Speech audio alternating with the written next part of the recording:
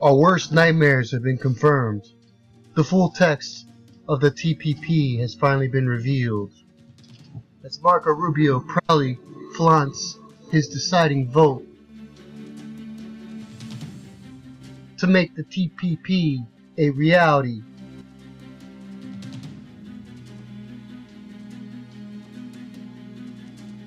Worse than anything we could have imagined, an act of a climate denial, giveaway to the big agribusiness, a death warrant for the open internet, our worst nightmare, a disaster.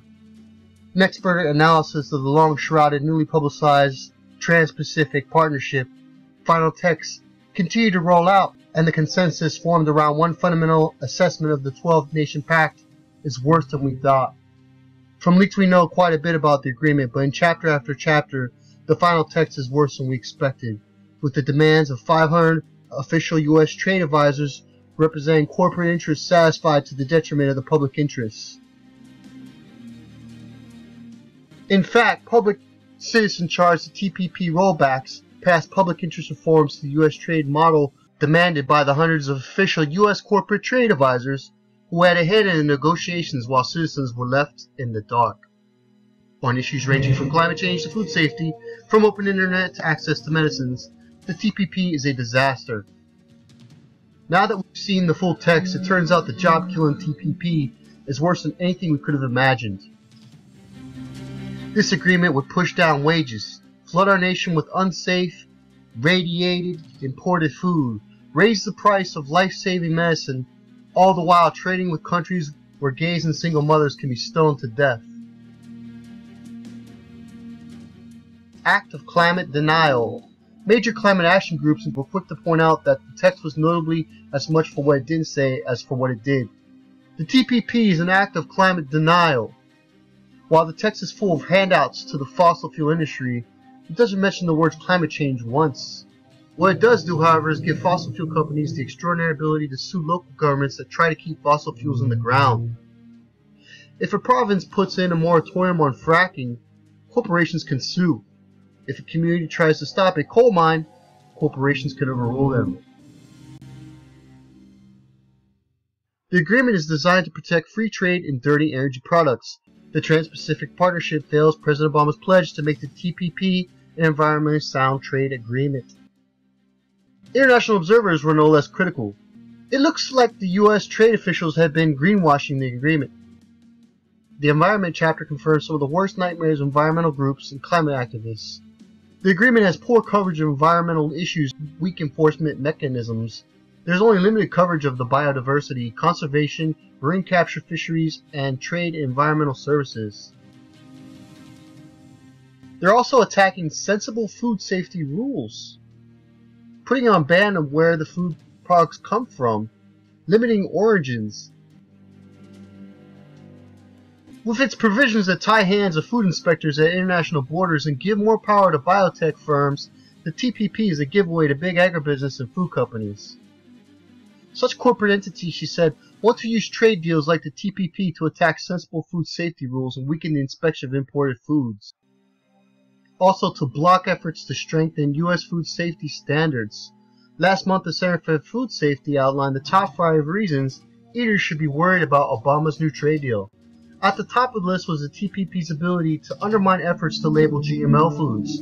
More broadly, the center wrote in October, any U.S. food safety rules on labeling pesticides or additives that are higher than international standards could be subject to challenge as a legal trade barrier. Indeed, according to Food and Water Watch, the final text released indicates that under a TPP regime, agribusiness and biotech seed companies can now more easily use trade rules to challenge countries that ban GMO imports, test for GMO contamination, do not properly approve new GMO crops, or even require GMO labeling. The TPP food safety and labeling provisions are worse than expected and bad news for American consumers and farmers. Congress must reject this raw deal that handcuffs food safety inspectors and exposes everyone to a rising tide of unsafe, imported food. This is also a death warrant for the open internet. If U.S. Congress signs this agreement despite its blatant corruption, they'll be signing a death warrant for the open internet and putting the future of free speech in peril. Fight for the future. Among the several sanctions of grave concern identified are those covering trademarks, pharmaceutical patents, copyright protections, and trade secrets. There's also a section which addresses Internet service providers, ISPs. It's one of the worst sections that impacts the openness of the Internet. According to the Digital Rights Group, which explained further, this section requires Internet service providers to play copyright cops and insist on the enforcement of copyright takedown requests. But it does not require countries to have a system for counter notice. So a U.S. company could order a website to be taken down in another country. There'd be no way for that person running that website to refute their claim. It was a political criticism website using copyright content in a manner consistent with fair use. Section J makes it so that ISPs are not liable for any wrongdoings when they take down content, incentivizing them to err on the side of copyright holders rather than on the side of free speech. Public review is needed. Like-minded groups in Canada, where newly elected Prime Minister Justin Trudeau is sounding similar alarms, citing concerns about how the deal would impact human rights, health, employment, environment, and democracy. The Council of Canadians demand a full public consultation, including independent human rights, economic, and environmental review. Before Trudeau goes any further, the group expressed particular concern over investor-state dispute settlements, provisions which allow corporations to sue states for lost profits, asking that they be excised from the deal.